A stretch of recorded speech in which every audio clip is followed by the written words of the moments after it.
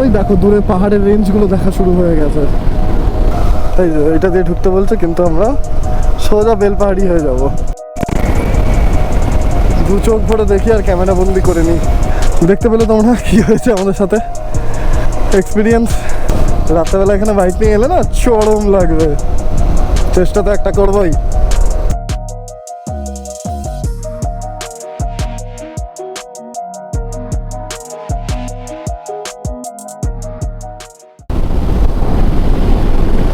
আচ্ছা, বেলপাহাড়ি বা ঝাড়গ্রামের এই রেঞ্জ কিন্তু দলমা পাহাড়ের রেঞ্জের সাথে connected.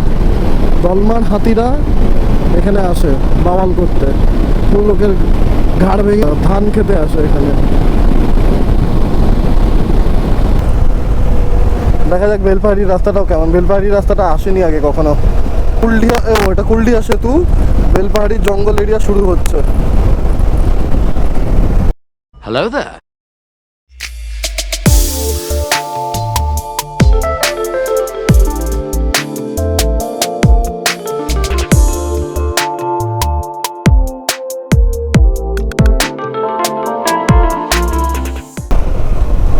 Bye, have a great time. তোমরা কিন্তু কমেন্টে অবশ্যই জানিও বেলপাহাড়ির এই রাস্তা তোমাদের কেমন লাগলো আমার ভিডিওতে।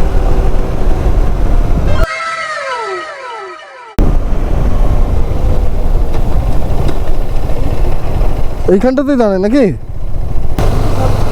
এইখানটায় দাঁড়াও, এই তো দাঁড়িয়ে যাও। এই রাস্তার দুধারের নিস্তব্ধতা, সৌন্দর্য, দিনে দুপুরে ঝিঝির ঢাক তোমাদের মুগ্ধ করতে বাধ্য। তো বেশ কিছুক্ষণ এই সুন্দর নির্জনতায় সময় কাটানোর পর আবার আমরা আমাদের যাত্রা কন্টিনিউ করলাম। এই সুন্দর রাস্তার অপরূপ শোভা দেখতে দেখতে আমরা এগিয়ে চললাম এবার কাঁকড়াঝোড়ের দিকে।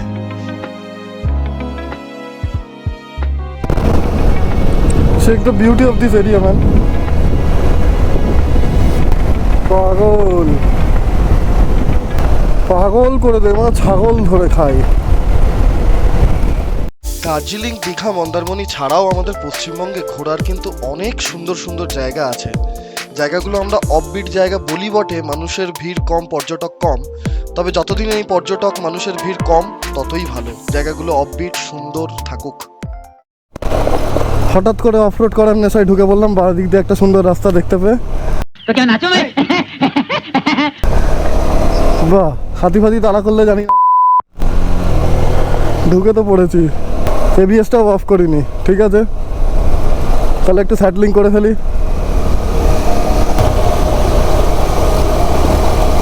পেছনে পিলিয়ন বসিয়ে স্যাটলিং করছি এরকম রাস্তা দিয়ে। বাবা জলওয়া আমারা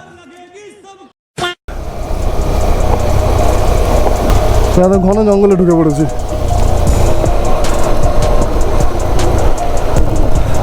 হাতি তালা করবে সামনে।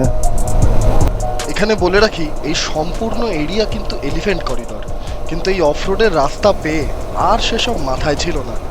হঠাৎ ডিটুর বলে এটাকে।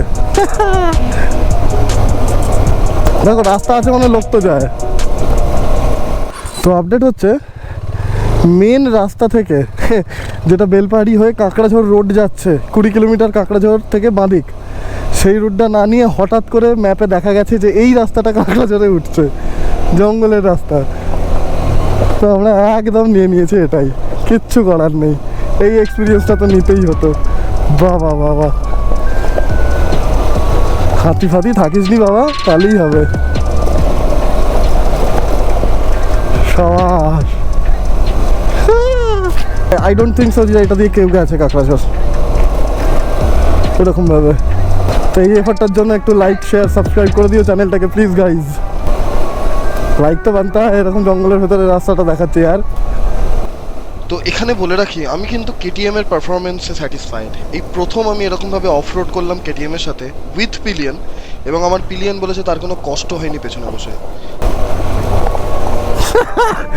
ও গড।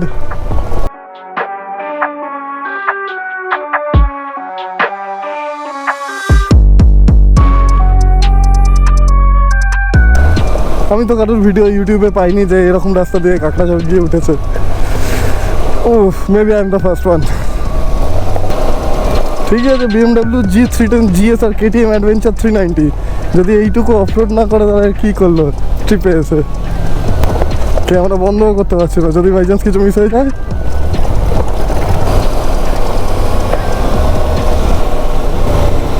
প্রচুর গভীরে চলে এসছে জঙ্গলের, যে খারাপ তো লাগছে না। বাহ বাহ বাহ, এই রাস্তাটা সেকেন্ড গিয়ারে 25-30-এ গাড়ি চলছে। Lovely performance KTM, lovely performance torque. অজানা অচানা রাস্তাগুলোকে এইভাবে খুঁজে বের করার নামই তো riding.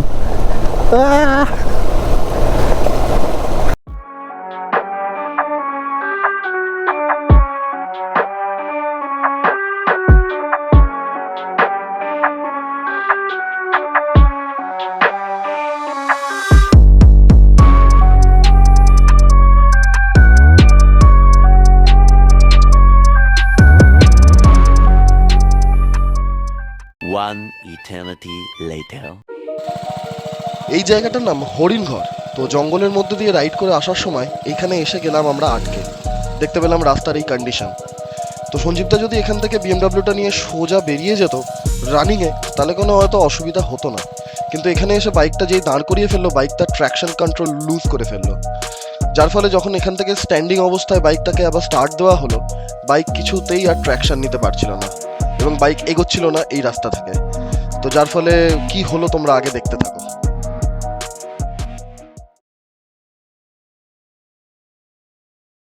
It was at this moment he knew. He fucked up.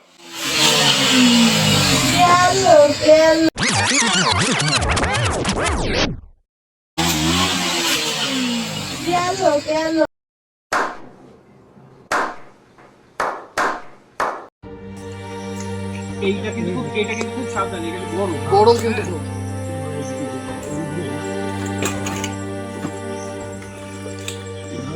আমার মানে উপরেও একজন উঠলে ভালো হতো, আস্তে আস্তে।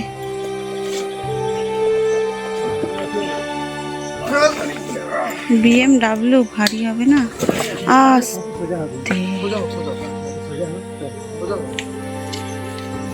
সোজা হয়েছে, এবার হচ্ছে সামনের চাকাটা তুলতে হবে। সামনের চাকাটা তুমি চলে এসো, তুমি চলে যাও। তুমি চলে এসো, আমি বলছি।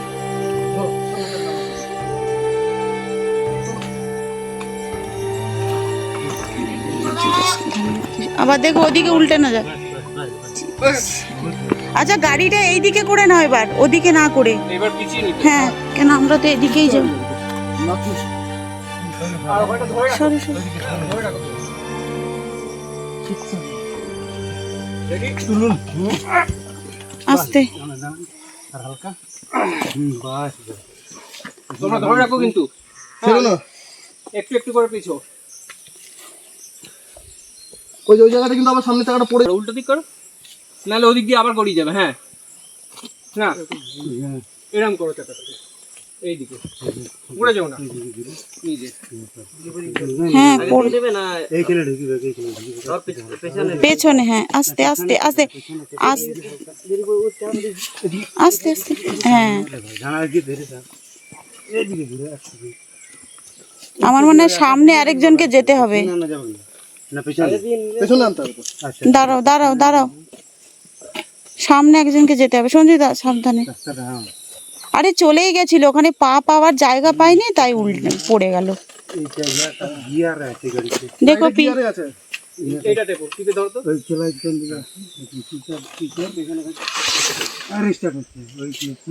এটা কিছু করো। ইঞ্জিন সুইচটা অফ করো, ইঞ্জিন সুইচটা অফ আছে? হয়ে গেছে। তো গাড়িটাকে একটু পেছাও। তো এই কেচ্ছার পর দেখতে পেলে তোমরা কি হয়েছে আমাদের সাথে এক্সপিরিয়েন্স, কিন্তু গাড়ির কিচ্ছু হয়নি। Nothing happen to BMW, thank god man. তুমি পড়বে, তুমি উঠবে, তুমি ভয় পাবে, কিন্তু তুমি এগিয়ে চলবে। এটাই তো riding. Riding teaches you the lessons of life man.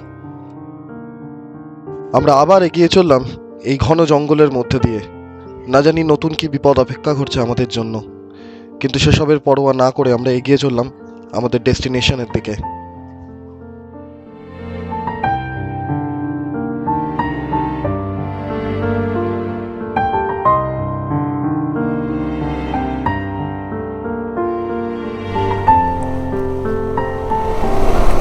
এই সঞ্জীব দা,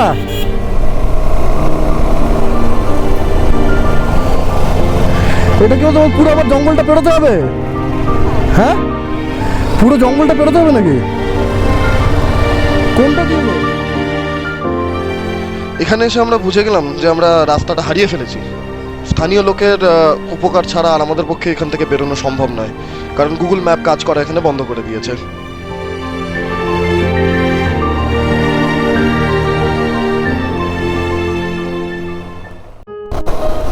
অবশেষে পুরো জঙ্গল ক্রস করে আমরা গ্রামে চলে এসেছি। ও পুরো জঙ্গলটা রাইড হলো। This was special. Come on man.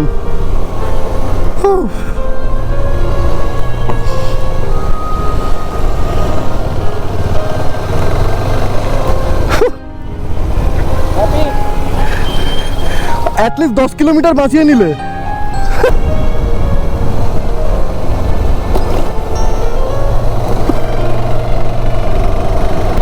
এটা হচ্ছে ওল্ডি।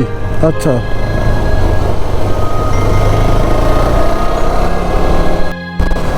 জঙ্গল ক্রস করে বেরিয়ে মানুষের বাসযোগ্য গ্রাম পেরিয়ে এরকম একটা জায়গা। ওয়ান্ডারফুল। রাত্রেবেলা এখানে বাইক নিয়ে এলে না চরম লাগবে। চেষ্টা তো একটা করবোই।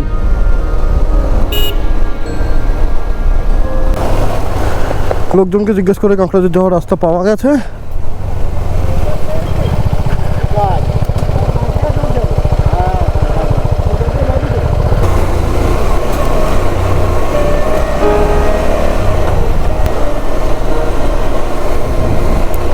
সামনের পাহাড়গুলো দেখতে পাচ্ছ?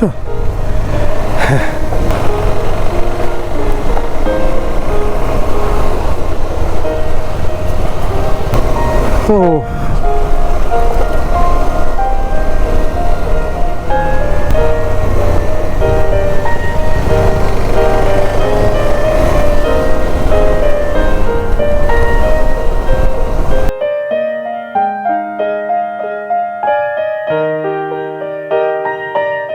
করে লেখা আছে কাঁকড়াঝোড় গেস্ট হাউস। এটা টিলার ওপর গেস্ট হাউসটা। এই যে উঠছি আমরা। কি বিউটিফুল এন এনভায়রনমেন্ট।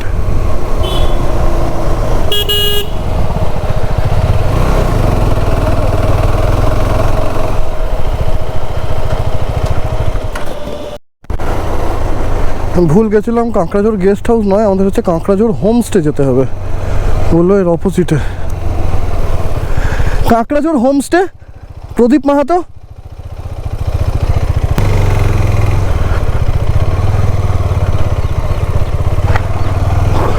হ্যাঁ মনে হয়।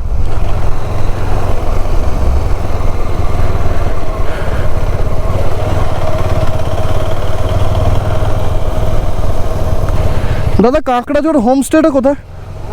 কাঁকড়াঝোড় হোমস্টে, প্রদীপ মাহাতোর হোমস্টে। কোনটা দিয়ে যাবো?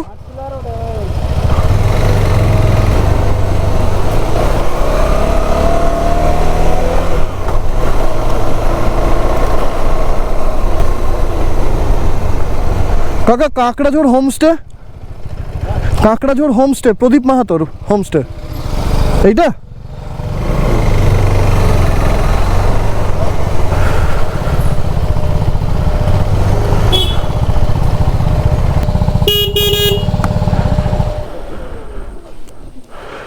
এই হচ্ছে কাঁকড়াঝোড় হোমস্টে, ওন্ড বাই প্রদীপ মাহাতো। এখানে দোকান আছে। এই যে কাঁকড়াঝোড় হোমস্টে। চলো। হ্যাঁ, গভর্নমেন্ট ওটা বন্ধ আছে। প্রদীপ মাহাতো। তো এখন বাজে 3টে। আমরা হোমস্টেতে পৌঁছে গেছি, স্নান টান হয়ে গেছে, যাচ্ছি লাঞ্চ করতে। লাঞ্চটা আমাদের প্যাকেজের মধ্যেই আছে। পরে তোমাদের রুম দেখাবো। রুমটা একদম জামা কাপড়ে একদম ছড়ানো। ব্যালকনি থেকে ভিউটা দেখ।